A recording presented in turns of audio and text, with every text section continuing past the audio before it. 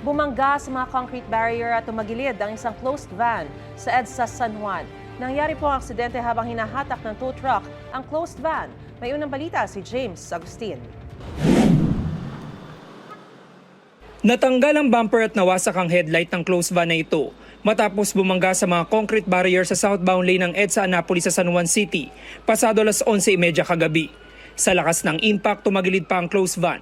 Hatak-hatak ng tow truck ang closed van na mangyari ang aksidente. Bigla naglock ang manubela kaya tumama dito sa gilid ng mga barrier.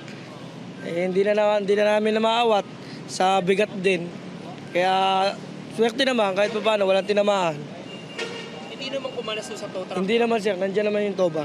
Talagang naglock ang manubela. Kwento ng driver ng closed van, magde-deliver sila ng dry goods na magkaproblema ang makina.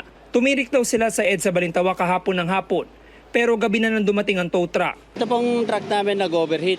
Kaya tumawag kami ng yung amo namin tumawag ng tow truck para hilahin pabalik sa garahe namin. Pagka dating po namin dito, ayun na, biglang may kumalangpag. Ayun, pagka-atin namin na, tumaob naman na siya. Mahigit sa 5 concrete barrier na bangga ng closed van. Pasado launa na madaling araw na maitayo ang tumagilid na sasakyan. Kinailangan din ng MMDA na lagyan ng kusot ang mga langis sa tumagas sa kalsada para maiwasang may madulas sa motorista. Nagdulot ng pagbibigat sa trapiko sa southbound lane ng EDSA ang aksidente. Iniimbestigahan pa ito ng mga otoridad. Ito ang unang balita. James Agustin para sa GMA Integrated News. Gusto mo bang mauna sa mga balita? Mag-subscribe na sa GMA Integrated News sa YouTube at tumutok sa unang balita.